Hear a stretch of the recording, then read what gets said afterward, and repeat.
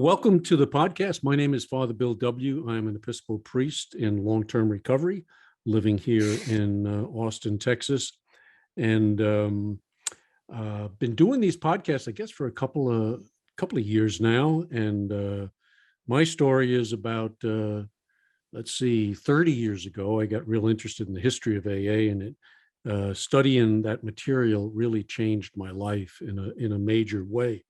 And my hope is that these podcasts and the website and the workshops introduce people to some more depth, both about what the original program was about, where it was coming from. And then I like to look from a psychological perspective and a spiritual perspective as to what's really beneath the transformation, the change that comes about as a result of working the steps. So welcome, everybody. And we're continuing our series now with Paul S. And Paul is coming to us from Barcelona, Spain, after finally escaping from Singapore. You were in Singapore on lockdown for the longest while, eh? 2 years. Yeah. 2 years. But you got off with good behavior, huh? Well, that was the nickname the nickname of Singapore became Singatraz. Singatraz. And it was it's 10 miles by 6 miles. So it was a long 2 years, Yeah. I visited it there and was there a lot less time than 2 years. So anyway, it's good to have you back, Paul. I've been really enjoying this series and opening up William James to people who might not ordinarily have been able to get into him in great depths. Paul is the author of a book. It's titled We Agnostics: How William James Advanced a Spiritual Solution to Addiction. And so what we're doing is we're going through the 12 steps, and I'm tracking along with Paul's chapters, and we've done 1 through 5 so far, and now in this episode we're going to do 6 and 7. And as you open this chapter, there was an interesting way that you started it. You describe it almost as if we now have a sense of vertigo. It's like we've entered into a new reality, I guess this fourth dimension of existence that we're not too accustomed to being in. And you say a person is now confronted with, and this is where I'll quote you, a confusing and bewildering array of contradictions and paradoxes, as his or her thoughts, feelings, and perspectives are profoundly reordered in healthier and saner ways. It's like we're not used to sanity. Mm-hmm. And now the first 5 steps have brought us into a level of relationship with an alternate center almost. I think that would be fair to say, mm-hmm. And now we got to get that relationship right. So might be a good place to begin, huh? The disorientation that 6 and 7 open us up to, eh? Yeah, that's right, Bill. And that's, again, William James's beautiful analogies, the sense we get when we're on a very high building or something like that, and we just feel like a little bit dizzy, like we're going to get vertigo. And that's what he makes the analogy to in this, as we go down the road of this, process of whatever you want to call it, I like the word regeneration. It's almost like a kind of a Frankenstein, a revivification of life. The old flesh is torn away, the new flesh grows back. I just love that analogy. And so here's some of the contradictions that we've confronted so far, right? We have a crisis of self-despair, and we surrender. Yeah. The more we surrender, the more we win. We empty ourselves. We cleanse the soul. We remove the bandages. Mm-hmm. We do nothing. Right. This is a passive affair. We do nothing and get everything. It's a free gift that is unmerited. The weaker we become, the stronger the flood of love that we feel. The more relaxed we are, the stronger we get. Yeah. And I love the phrase, things are falling apart, but in fact, they're falling together. And I tell that to people all the time. When you walk in the doors of 12-step meetings and you're falling apart, no, you're not. Things are starting to fall together. Right. And we're not accustomed to living in paradox. We want it one way or the other. And this becomes the conflict. I mean, in reading James and the quotes you attribute to him on 6 and 7, and a lot on Wilson too, it's new territory for us. Especially in American culture, but the macho American culture. Yeah. Yes. Yeah, it's ego city. And this is the place where I think we really meet it. Of course, Wilson starts off saying this is the step that separates the men from the boys, the women from the girls. I mean, this is where it really gets deep. And of course, it's a shame in a sense that they're the shortest 2 steps in the big book, just a couple of paragraphs. I think it's 1 on each, if I'm not mistaken. Yep. Yeah. And so they kind of move through it very quickly. I thought about this. I almost wonder if Wilson said later on that he put the 4 absolutes, which were central to the Oxford group. He said that he put them into 6 and 7. And I suspect that he may have not wanted to go real deep in that because he didn't want to mention the 4 absolutes in relationship to AA. So I always thought that could be one of the reasons that they got such short attention, but much greater attention in the 12 and 12. And you reference quite a bit of that, and we'll get into that in the discussion because I think that really gets to the heart of what's going on in these steps. You talk, Paul, about this, the vulnerability that the alcoholic experiences in this new, and remember, of course, we're going through the steps pretty quickly. And now I've shared my 5th step with somebody. I've exposed myself to the world. Here's the phony I am. Here's the rottenness we talked about last time that exists inside of me. And there's a tremendous sense of newness. But you mentioned specifically vulnerability. Here's the quote. This is yourself speaking. Early sobriety is itself a threat to the alcoholic's flimsy grip on reality. No matter how grim and sad that reality is, alcohol, has served its purpose. But in early sobriety, the alcoholic cannot yet see how life will really be possible without alcohol over the long term. And so he or she is stuck between a former life, which is hell, and a current life, which is also hell. Dig into that one, would you? I mean, that's a beautiful description. Yeah. There's a phrase, one of my old buddies in my old home group at Santa Monica, he said, we get sober to be uncomfortable. We have to go through a period of discomfort.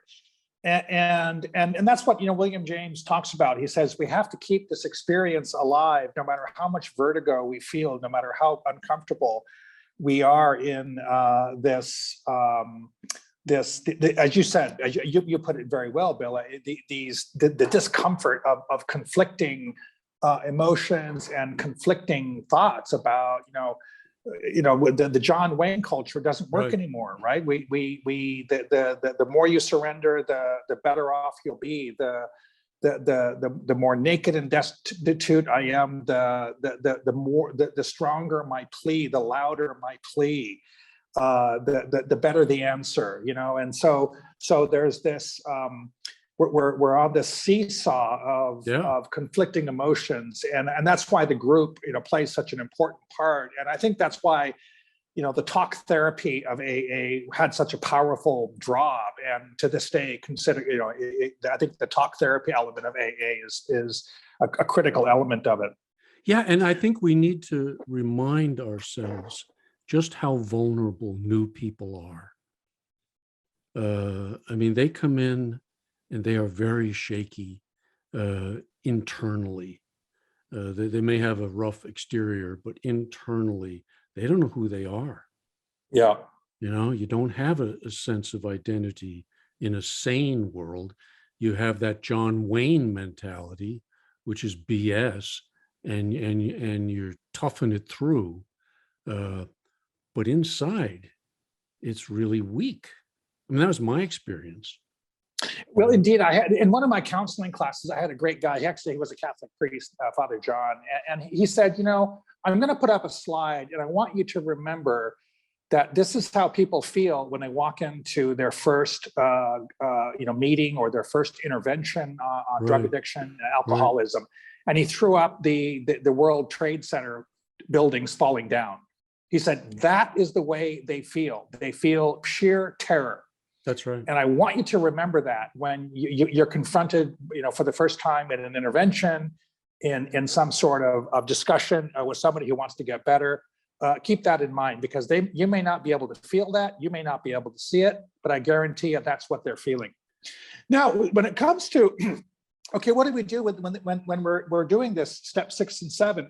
Some of the most beautiful stuff in the book that I just loved is the question, of William James is really the essence of the Varieties of Religious Experience. Wait a second here. Okay, in 6 and 7, and this is a critical part of the book of Varieties, you're telling me that there's something out there that's going to respond to my personal pleas. Yeah, right. And William James, the whole point of the book is, I just spent 440 pages telling you and going through 3,000 years of human history where people have reached out to something to receive a personal help from a personal plea, and they have received it. So don't tell me it doesn't exist. I've just been sitting here for 20 lectures going over and over again for 3,000 years of human history about why this is the case. And so I love this phrase. He says, we and this higher power have business with each other. Yes. We use this God. This God is a God of the retail level. This God is not a God on the wholesale level. A God is used for making our life worthwhile.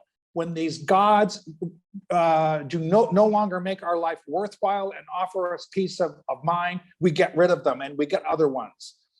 This is what human beings do. And what does this higher power do? It reconciles chaotic impulses and eliminates fear. And it offers a sense of unity from chaotic impulses all our life. And it brings a sense of spiritual regeneration. That is what we're talking about in the 12-step movement. Right. And so that's kind of the essence of the book. It begins to crescendo in, if we put it into the 12-step context in 6 and 7, that these chaotic impulses are removable. And William James makes that point over and over again. Yeah. When we admit that they are removable, it seems to work. And then he says something else, Bill, that's really fascinating. This tends to happen in the realm of the spiritual, but it could very well be a natural thing. We don't know.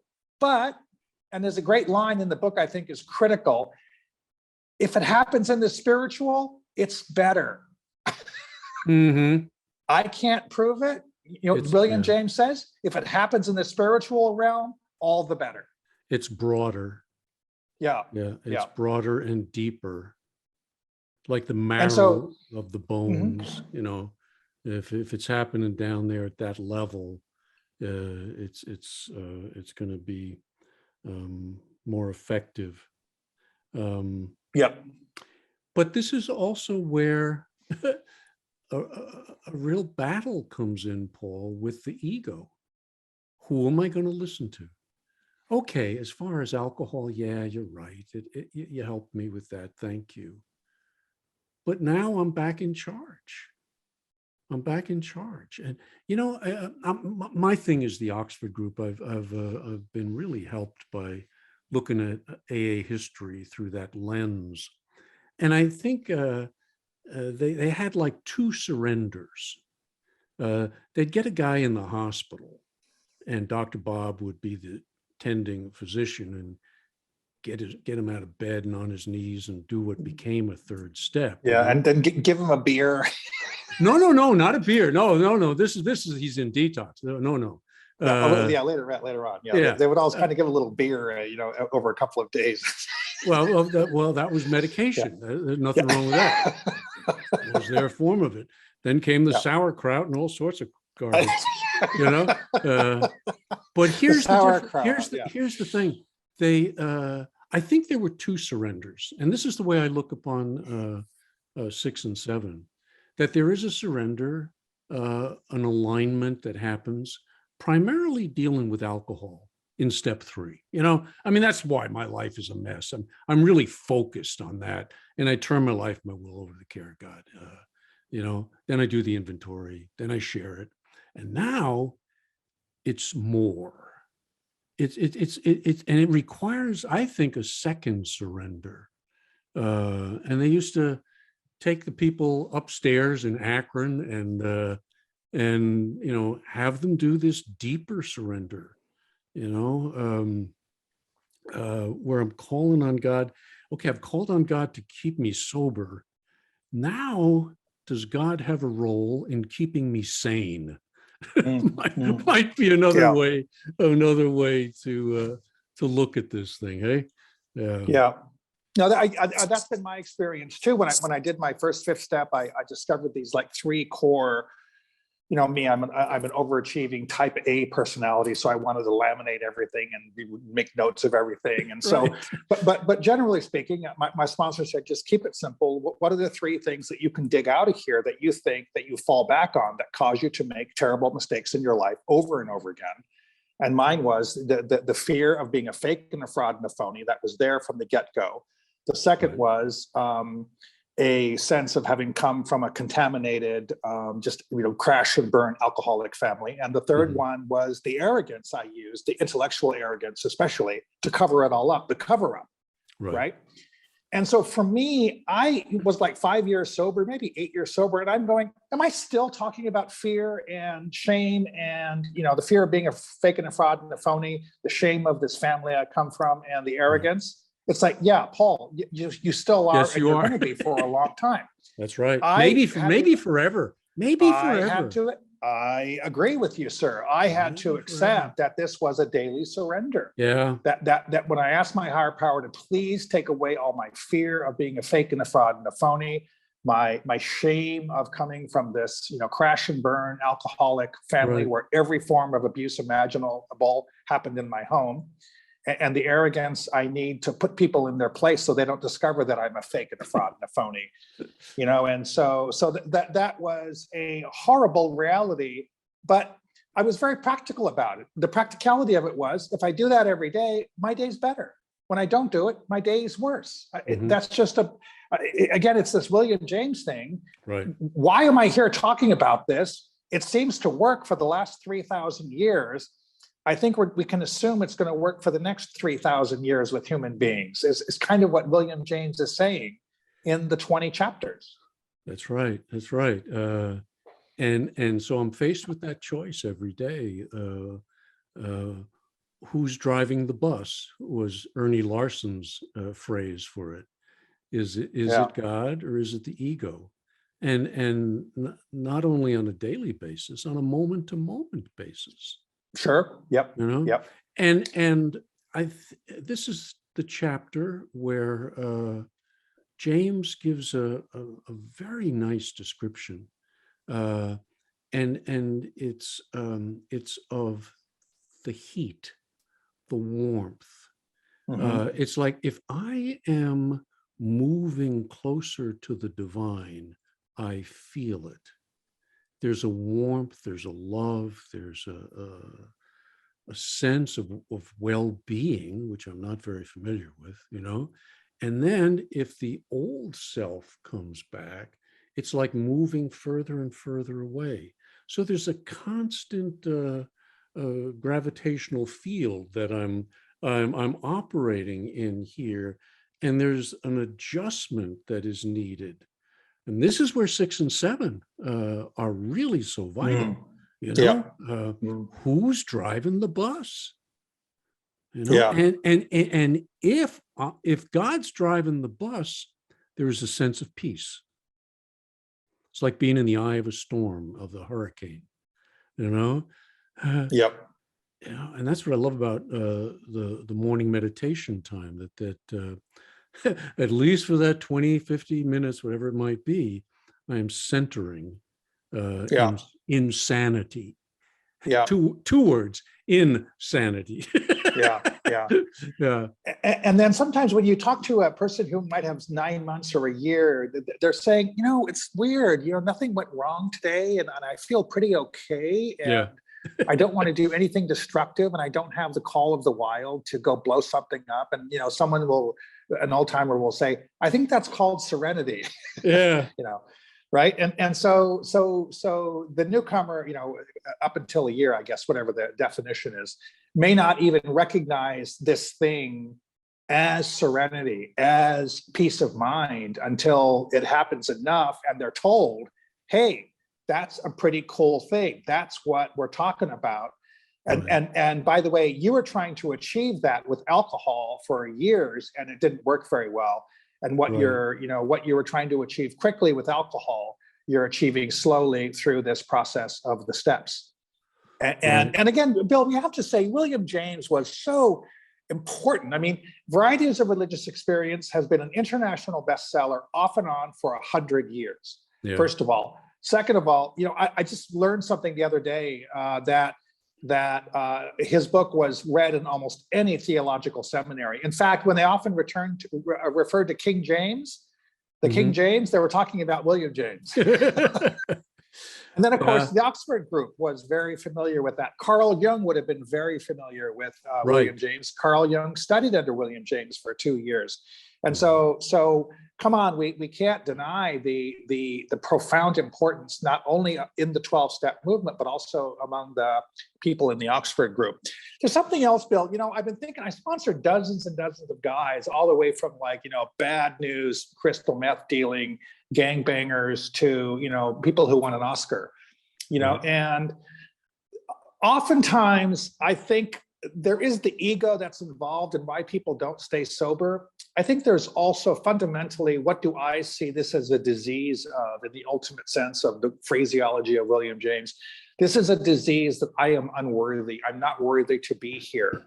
And so often newcomers just don't feel worthy of sobriety. And so their ego says, I deserve to go back and be a drug addict and a drunk, because I'm not worthy of the greatness that's going to come from me. That is a free gift. And I'm stumped by that. And I think a lot of the richness of William James tries to approach that. What do you think? I'm not stumped by it. I'm familiar with it. You list 3 things, and I did want to spend a little bit of time on this. It's kind of like if you really dig into the ego at depth, at real depth, which we don't do much of, you're going to discover, and these are your words, fear, self-loathing, and chaotic impulses. Why the hell did I do what I just resolved not to do?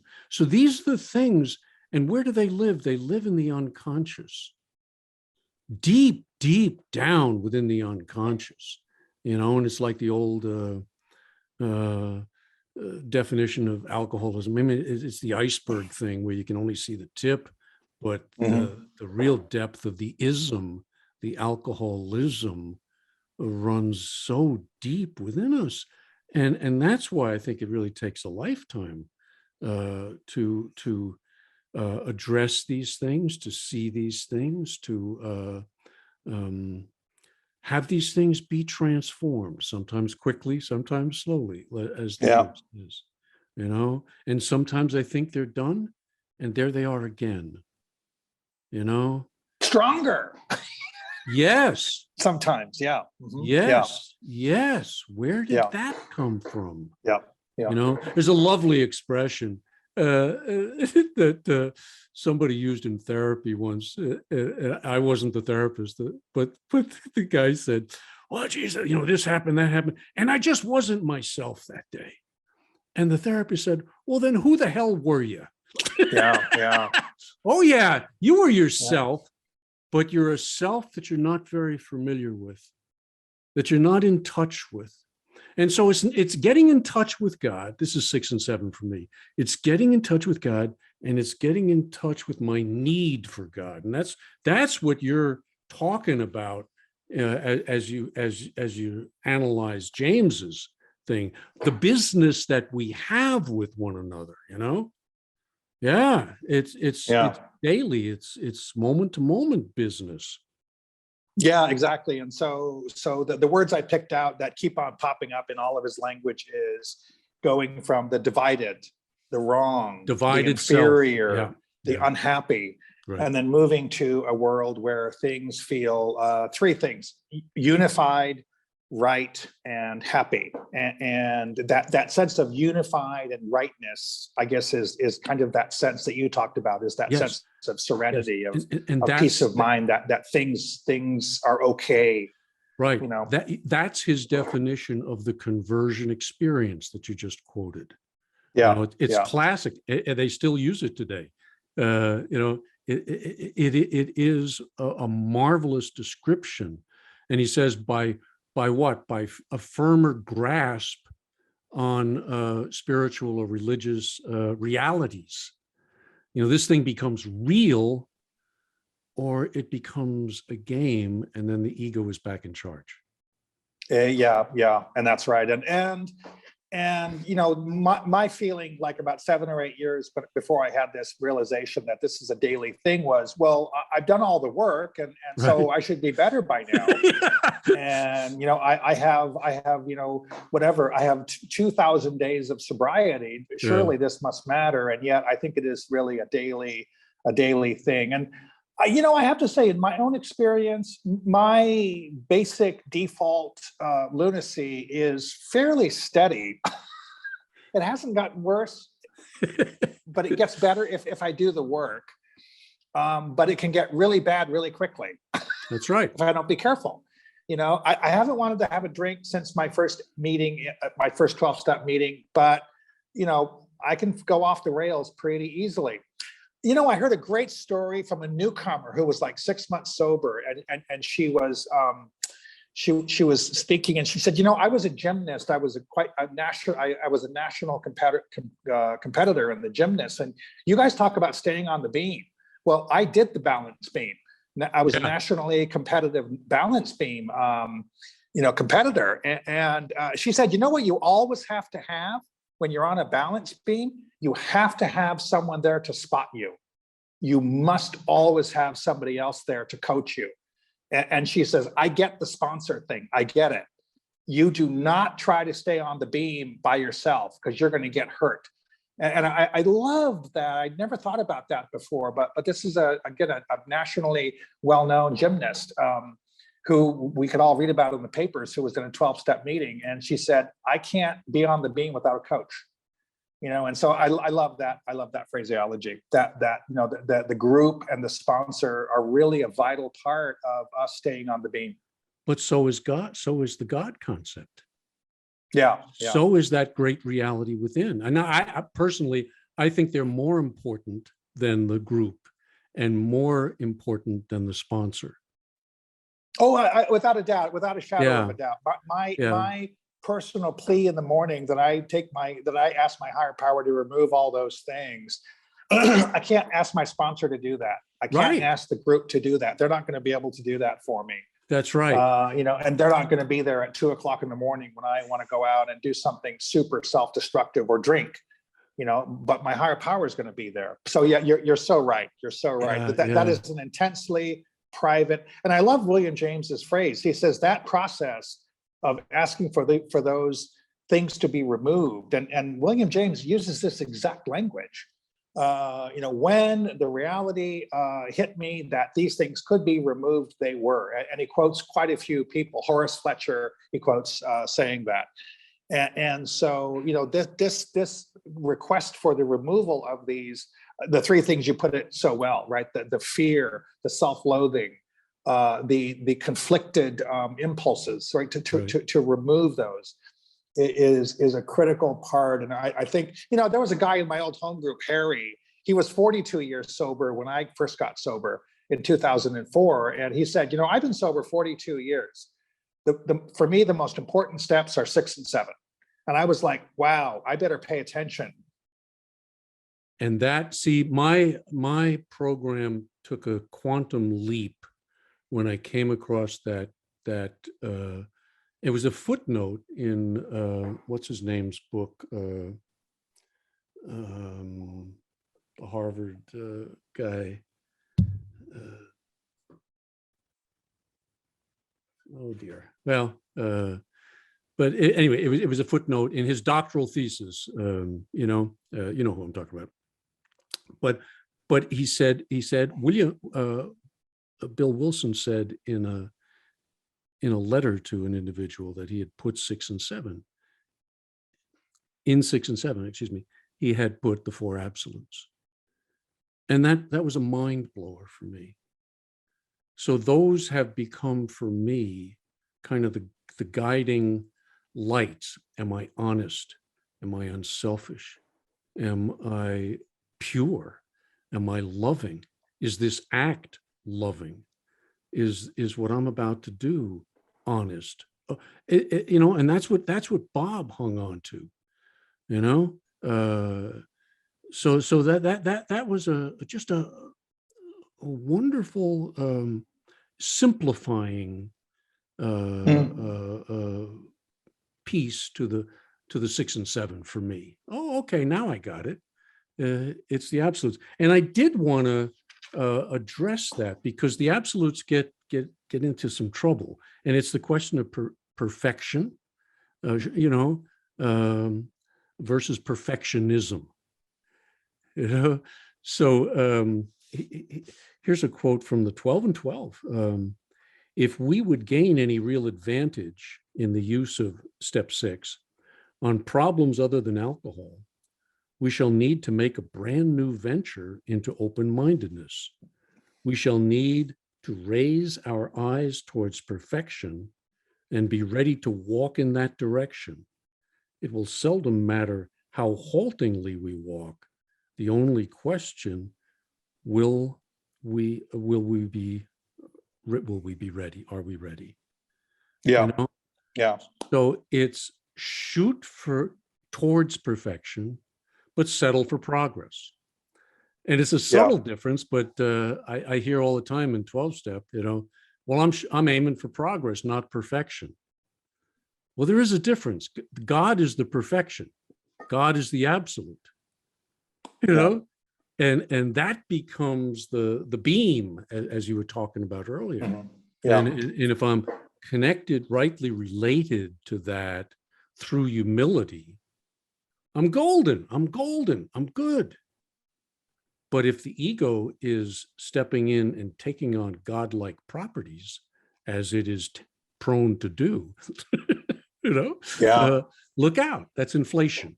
That's an inflation of some sort. And it can be a negative inflation too. It's I'm the worst piece of crap that ever crawled out from under a rock. Well, no, you're not. Oh yes, I am. I'm that's the self-loathing. I'm way worse than you. You can't. Right. I've had guys in therapy want to fight over that. They want to fight. Right. And so to watch that negativity, it's a reverse inflation, So humility is the key to this thing, eh? That's what Wilson says. Well, and then we have to what irritated me was you have to get all the way to the end of step 10 in the 12 and 12 to finally get a definition of humility, right? Which is an honest appraisal and who and what I am. Yeah. And my one of my great mentors, he was a gay OBGYN, and I told him, no wonder why you're an alcoholic, right. He said, Paul, what are you? And I'm like, I don't know what I am. He says, I'll tell you what you are. You're a son and a brother, and that's it. And you were created perfect and unique, just like everybody else. And I've never heard anybody tell me something so profound. And you strip everything away. What am I, right? Yeah. You're a father and a husband and a grandfather, Yeah. right? Yeah. And that's good enough, you know. And I just Right. love that when my dear friend, who was such a wonderful guy, you know, said that to me about who and what I am. An honest appraisal of who and what I am is what humility is. Yeah. Right sized. Yeah, yeah. And I didn't know. I thought, well, I'm a successful academic. I'm a successful, you know, business person. Well, no, you're not. Who cares, right? That's all just rubbish, right? Right. And so that was very helpful for me. Yeah. Yeah. The other thing I did want to touch before we finish up on 6 and 7 is there's a quote in the book that these sudden conversions, you know, like Wilson had in the Towns Hospital, they have a tendency not to last. You know, that they fade. They fade over time. Yeah. And that was interesting because remember that period of time in the 1880s and 1890s, there was a lot of spiritual revivalism in America. There was a lot of traveling evangelical tents all over the country after the Civil War to try to make sense of all the suffering. And William James went to a lot of these, and he watched it, and he was like, what's going on here? And that's where he really was shocked me, because he said, my estimation of all the people who come out of those, you know, religious revival tent meetings, about 4% of them have a real experience that lasts. 96% do not. And so he tagged the sustainability of the spiritual white light events as like 4%. Right. I was very struck because he kind of gave a number to it. And so you're so right that this is where the Appendix 2 becomes so important, because, you know, these things happen quickly. They could be lightning events, but mostly they happen slowly. And whether it's quickly or slowly, you know, we have to, you know, I am definitely the educational variety, because it took me like 7 years to figure out stuff that, you know, a lot of people figured out in the first year. Yeah, well, I think James is saying we all are. I think that's right. Yeah. I mean, you may have had the big flash, but you know, it's like many religious people. I mean, they go back to their, you know, I accepted Jesus on such and such a date, you know. And so, how's your life now, though? And in some cases, my God, it's awful. Yeah. And on the basis of that, they think they've, you know, they've got it made. Yeah. And I think there's two. Go ahead. Sorry, I was just gonna say, I think there's a lot of that in the program too. You know, I'm not drinking, but how's your home life? How's your interior life? You know, how's your fear level? How's your honesty? Yeah. I mean, and if we're not looking at those things, then yeah, we may have had the hot flash, but so what? So yeah, I hear you. And that's why I love doing family therapy, because I'd work with alcoholics, you know, and they'd be there, you know, telling what it was like at home in group, until family week comes along, and then you get the family in there. Oh my God, what a different story. You get to hear, you know, what the real story is.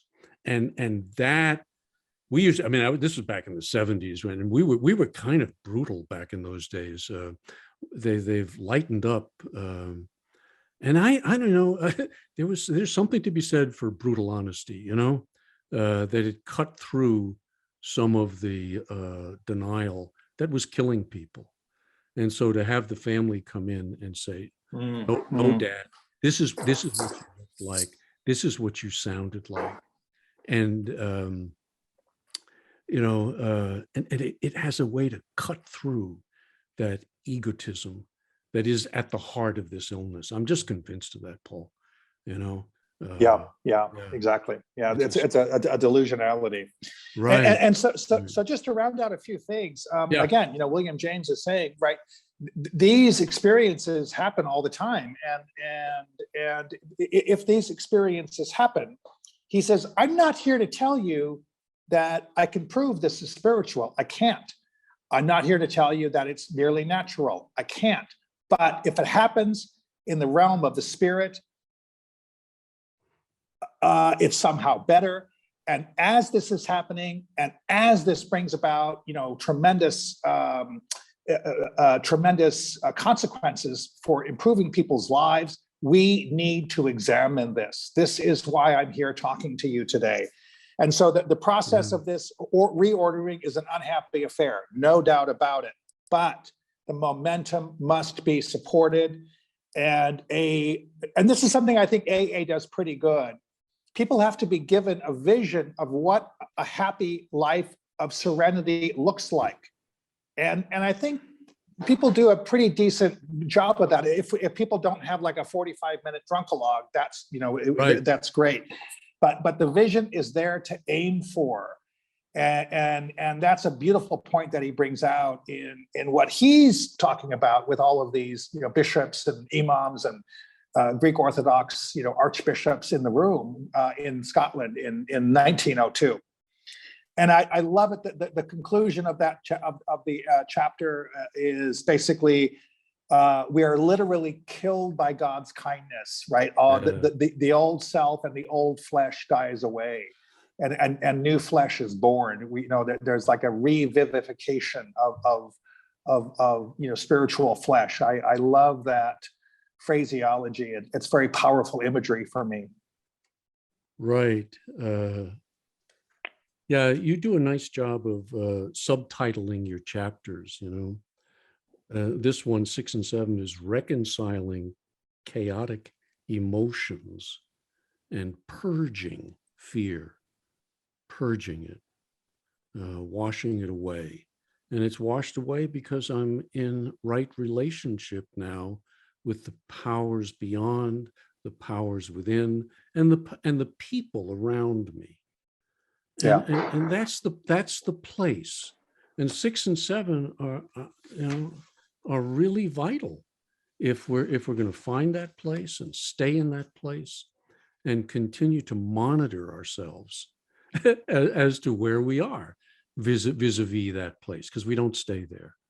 And it was very helpful for me too, Bill, because I was just very scattered about and I had very mixed views of my relationship to religion, because I had gone to seminary for many, many years and I'd walked out with no faith.